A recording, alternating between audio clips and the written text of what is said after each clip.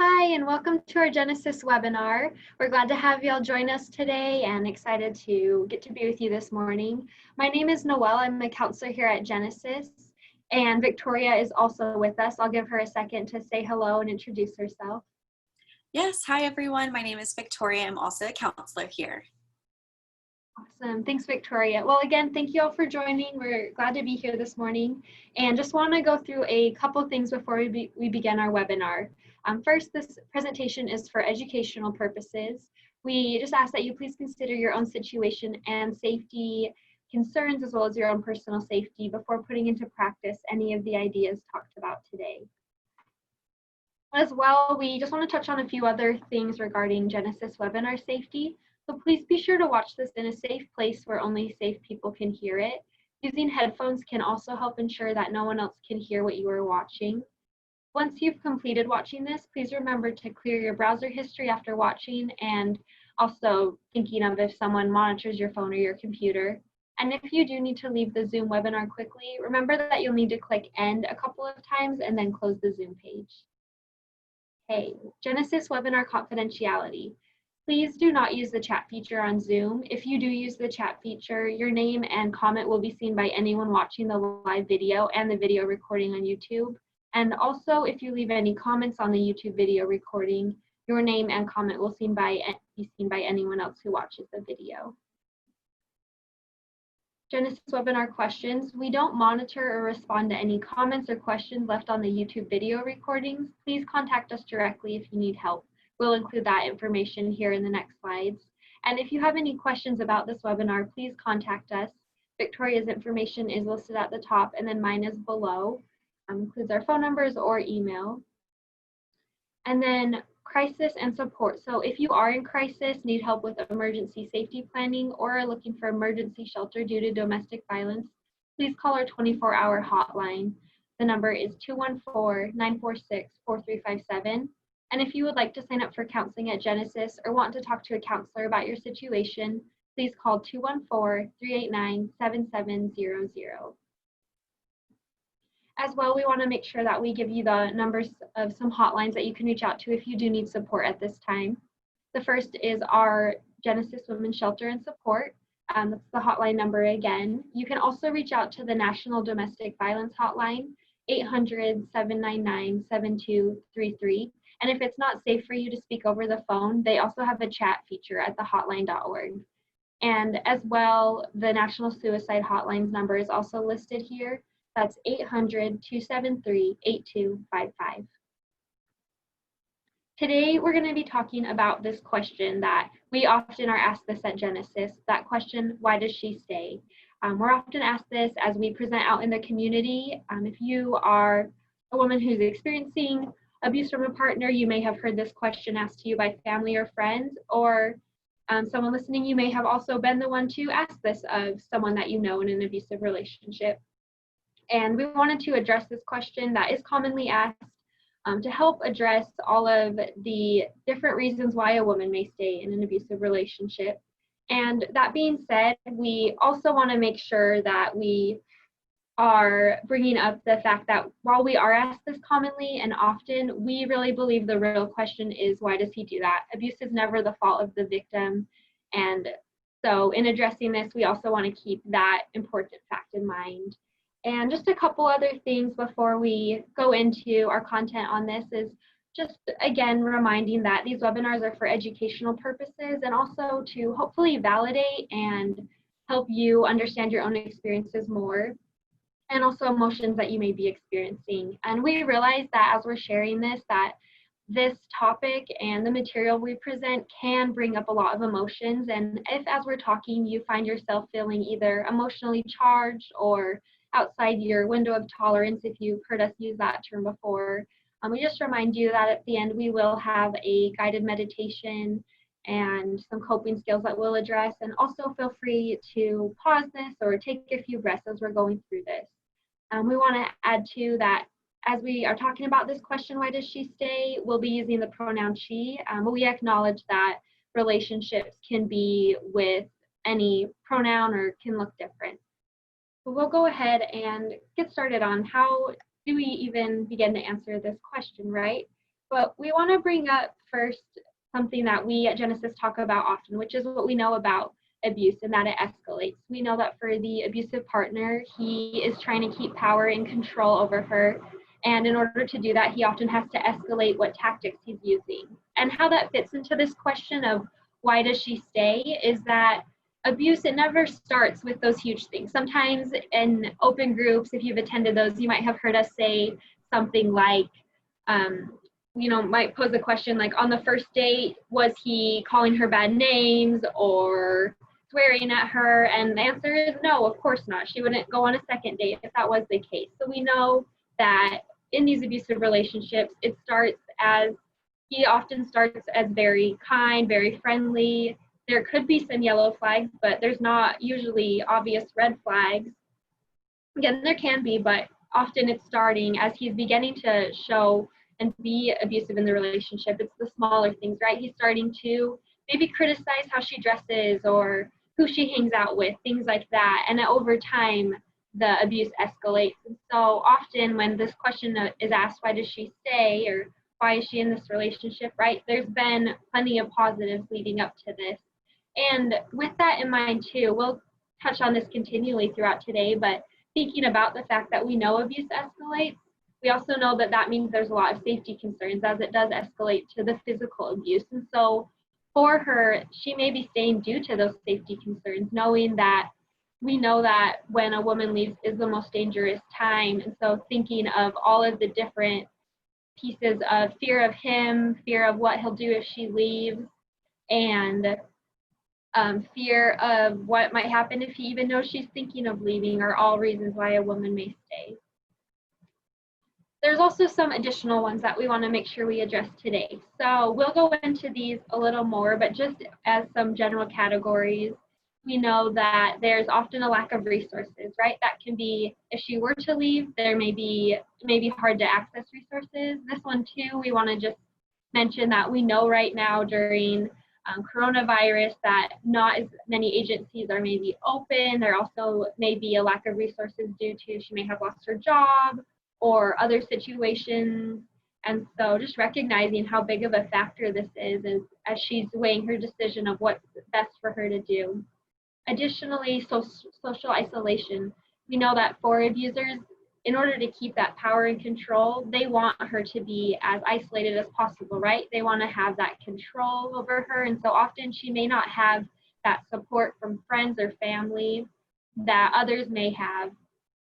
As well, emotional reaction. So as we've began, I know that a common feeling that we often hear women express here is maybe some shame with this question, right? Of why am I in this relationship, or why did I take so long to leave if I do choose to leave? And we know that emotions can play a big part in our decision-making process. And we want to add to that, at Genesis, we believe that all women are the experts on their life. You know your situation best, you know what is best going to help protect you and your children. And with that, there's so many emotions that come up that make, this kind of question and really, really complicated. There's also pressure, right? Can be from social beliefs, from what a family may believe about what a woman should or shouldn't do, from cultural beliefs or religious beliefs. And those also play a role in this. And then safety. We've mentioned it already a couple times, but this is a huge piece. Is thinking about safety, thinking about that abusive partner and knowing that he's dangerous and can escalate his abuse. And so for women, staying may be the safer option at times, or planning to leave may also involve needing to plan a lot of safety planning. And then children. We'll touch on this on some of the other slides, but children, that can include wanting to keep that sense of normalcy or keep the family together, have the children have a father in their life. And then also connecting to that lack of resources, right? Thinking about what resources will the children have or not have if she does leave. So going just a couple more details into that lack of resources. Again, just thinking of all the different things that go into a woman staying, right? She may stay because childcare is expensive, and if she leaves, she would need to figure that out for her children. Employment, part of her abuse, and we know that in almost every single abusive relationship, there is some financial abuse going on. She may not have had employment before. He may not have allowed her to get a job. He may be the only one with access to credit cards or to money. And so leaving may not be simple in the sense of if she does leave, she needs to have resources, and there might be a lot more barriers to what others may view as simply maybe getting a job than maybe we realize that there is. Also, family support. Again, going back to that isolation, he may have moved her somewhere where she's not close to family and friends. He may not allow her to go out or to talk with family and friends. So she may not have that support that could offer resources such as, childcare or housing like others might have. Also, healthcare. Healthcare might be tied up into his job, or she may need to take a job where she doesn't have that. So there's all these different factors, right? And even legal aid. And that going to that next bullet point, the failure of systems that are supposed to help or protect. There's things that are just really expensive, right? And legal aid tends to be very expensive. She may have difficulty accessing legal aid that she can afford or that can help with her situation. And we know there's other systems as well that are supposed to help, and sometimes they can hinder helping in these kind of situations. Also, beliefs. So thinking about all of the different factors in all of our lives, right? We all have beliefs that come from social reasons, cultural, religious, and there can be beliefs about divorce, right? Maybe a belief like, when is divorce okay? When is it not okay? Beliefs about children. I think a common one that we hear is, beliefs that children need a father, and that can also affect her decision as she's weighing what's the right thing for her to do. There's also beliefs, right, around maybe like the privacy of the home, so not talking about what happens in the home. Also a lack of visibility of domestic violence and partner violence, right? She might feel like it's only her this is happening to. Again, thinking of how his goal, right, is to isolate her often as part of having that power and control. She may not even know who to reach out to or who would be willing to help or who would believe her. And then unfortunately, even in 2020, there are still beliefs that may relate to, believing that violence against women is tolerated or even improved. And as much as we are trying to eradicate those beliefs, we know that those still prevail, right, in some situations. And so there's more to that I haven't listed here, but I'm sure that you can think of or that may have come up for your situation. And also emotional reactions and feelings. So we touched on this, and we just really want to, with bringing this up, really normalize that all of these feelings are really common to be experiencing if you are in an abusive relationship. As well, just validating that this is a lot of emotions to be sorting through and working through. And again, we are going to end today with some coping skills related to this, but we did want to make sure that we touched on them specifically and recognizing that as we list through these, that might bring up a lot of emotion in yourself as well. So feeling free to take a second to take a few breaths and again, take a pause if you need to. But we've touched on this shame, right? Guilt, shame, self-blame. She may feel responsible for the abuse. Again, we know that abuse is never the victim's fault, but she still may feel some of those feelings, or maybe feeling responsible for having stayed, maybe shame about staying or leaving. Fear of change. A lot of times, right, this relationship has gone on for a long time. They have a lot of memories together, and there can be kind of related to going down to that love, right? That fear of change of leaving this relationship and what's next. That's a huge part of a reason why she may stay. Also, feelings of loss of that relationship, of the life that she has had, fear of being alone, and love, that Jekyll and Hyde, right? We're again going back to what we know about the cycle of violence, and that it starts with this kind of tension building, and then followed by the abuse, and then this honeymoon period, right? So that kind of Hyde, that Jekyll and Hyde idea of sometimes he's horrible and sometimes he's really kind to her. That can also be a role. Also, feelings of lack of power. Again, thinking of being in an abusive relationship, the abuser wants to have the power and control. So he is doing what he can to take that away from her. So she may not feel like she has that power to leave, or if she wants to stay, to make whatever decision she wants to make. And also confusion. If you've watched our webinar about trauma and understanding how that affects the brain, one thing we know is that when we have experienced trauma or these experiences like abuse and partner violence, it affects our brain and our ability to be able to maybe think through decisions like we normally would, or be able to really decide like what we want to do. And there's that confusion too, right, from the relationship having maybe these good and these bad parts. Maybe that kind of idea of, maybe in the morning she wakes up and he is calling her names and telling her she's dumb, and then they go to church 2 hours later and he is the pastor and he is so kind and everyone's telling her what a great man he is. And so that can be really confusing. And also fear of him. Again, that safety, right? There is real fears that she has and that she's thinking about when considering what is the best decision for her. And then also depression and anxiety can also be a part of making that decision or why she may stay. And just again, because this is important, just wanting to again help you remember and maybe remind yourself, if you feel like you need to, that your feelings are valid. Whatever you are feeling about your relationship and what you should do is valid. You get to decide for your life and for yourself. And Victoria, I just wanted to ask if there's anything you wanted to add with anything that we've brought up so far.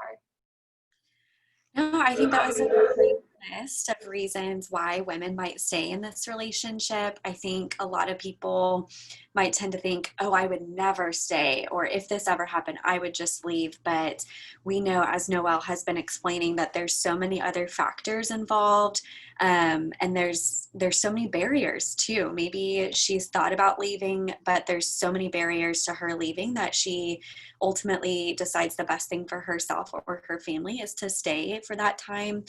And so, definitely there's a lot involved in this decision, and we are here to support clients, whether they have left, whether they're thinking about leaving, or whether they've decided to stay. We are here to support clients in no matter what part of that relationship they're in, and here to support you as you're in this journey processing maybe why you stayed. Thank you, Victoria. Yeah, I really appreciate everything that you just added to that. Again, yeah, there's a lot of barriers, right? And no matter what you are going to have as your decision, it's just not simple, right? It's really, really complicated. And just the last slide, we just know that some may be watching this on our YouTube channel and recognizing that you may yourself not be in an abusive relationship, but you may be watching this wondering how you can support maybe a sister, friend, or other loved one. So we just wanted to touch on how you can help support women in abusive relationships. So first is her emotional and physical safety is the priority, not the status of her relationship. So support her regardless of her choice, especially considering that she already receives pressure from her abuser to do what he wants her to do, right? He's trying to have that power and control over her, so she doesn't need to have pressure from others in her life too, telling her what she should do. And she's the expert on her life. She's already doing a lot to keep herself, and if she does have children, to keep her children safe. And then you can also help by referring her to Genesis or another domestic violence agency, either to help her seek counseling, advocacy services, safety planning, and shelter services. Okay, so thank you all for listening. We are going to end with a section on some coping skills, and so I will have Victoria take the lead from here. Yes, great. So we wanted to end our discussion today talking about coping skills.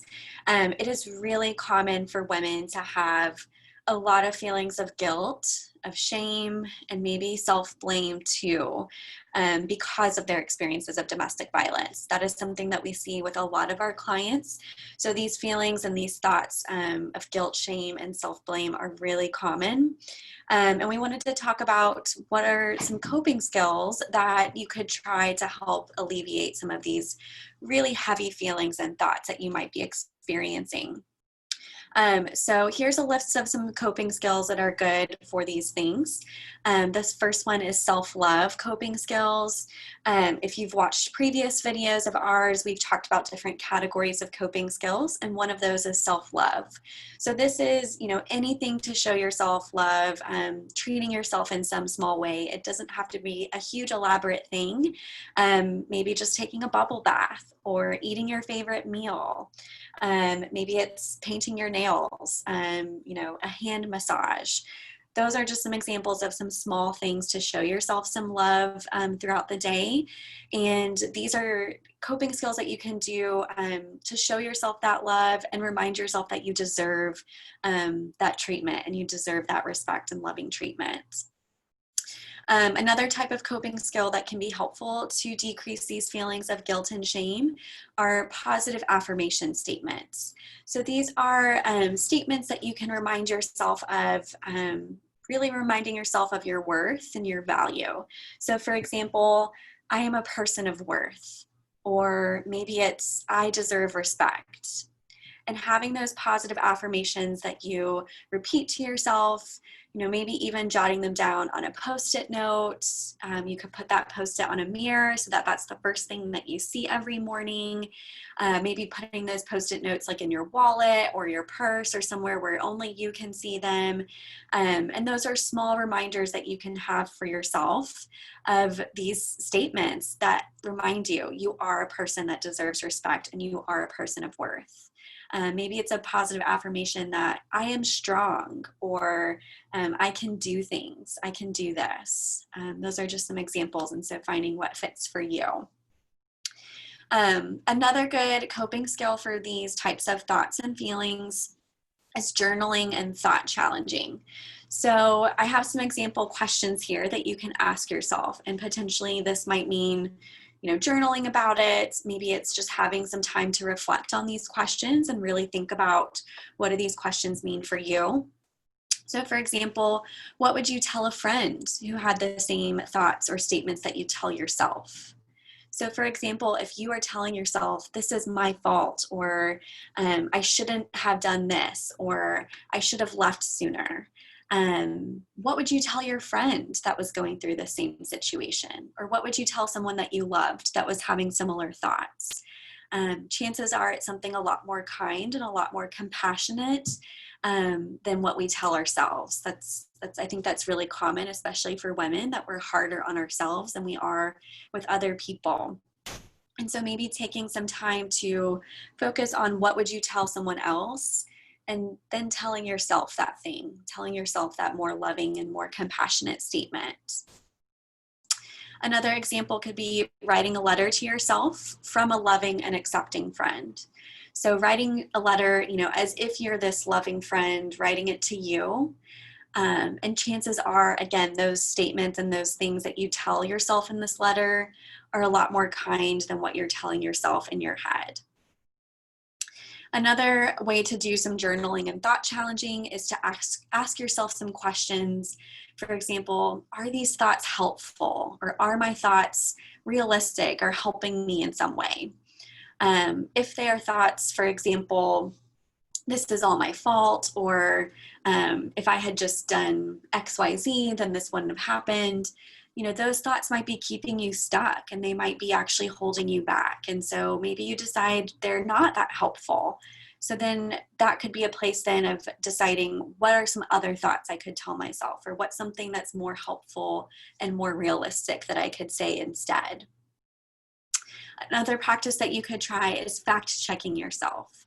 So, listing out what are all the thoughts that you tell yourself, and then asking yourself, what is the evidence for this thought? What is the evidence against this thought? This is a practice that we do in counseling, and so, it can be really difficult to do on your own, but even just practicing these and then coming to our counseling groups is a way to start working on this type of coping skill and to start challenging some thoughts. Another type of coping skill that can help with these feelings of guilt and shame and self-blame is to do some self-compassion work. If you Google self-compassion exercises or self-compassion meditations, there's a lot of things that might come up that you could try. Even searching on YouTube, you could find like guided meditations for self-compassion. And those are some good places to start at home where you could do that. We are also, in a second, I'm going to lead you through a self-compassion meditation. And so you could even play back this video on YouTube later to help yourself have some self-compassion and to work on that skill. And then finally, a coping skill is attending counseling. And so you can always call our office and ask about what types of groups we have going on. Call our office about our virtual open group options right now.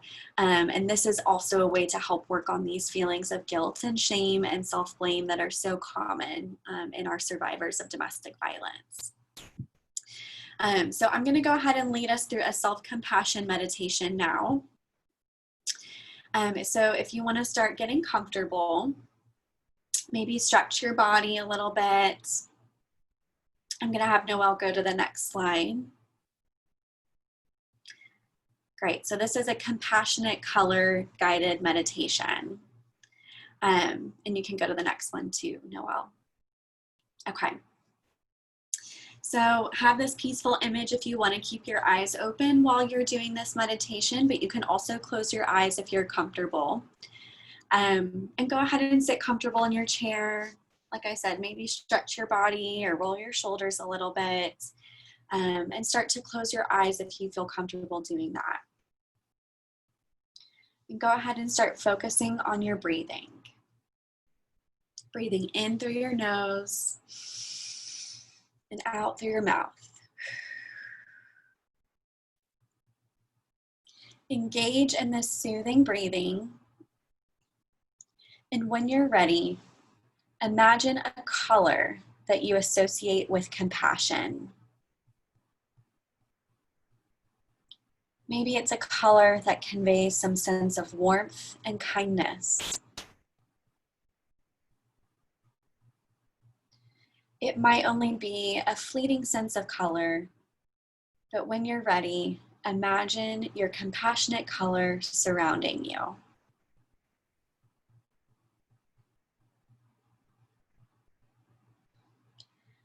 Then imagine this color entering through your heart area and slowly through your body. Or you might prefer to think of the color like a mist or a light that just flows through you.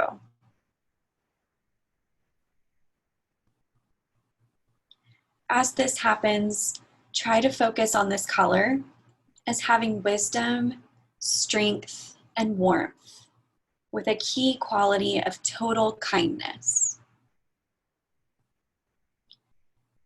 Create a facial expression of kindness on your own face as you do this exercise.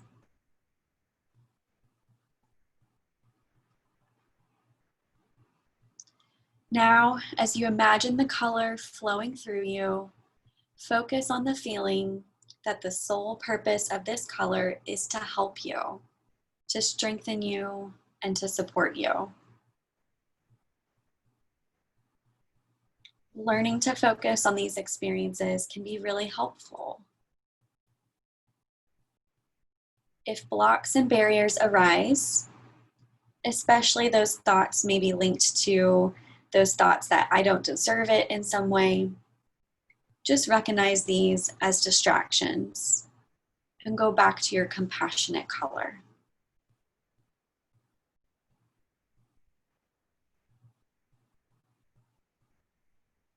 Don't worry if your distractions seem overwhelming at times. Just gently smile to yourself.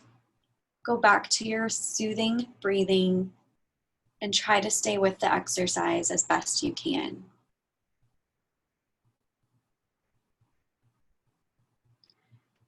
Take a few more deep breaths as you focus on that compassionate color flowing through you.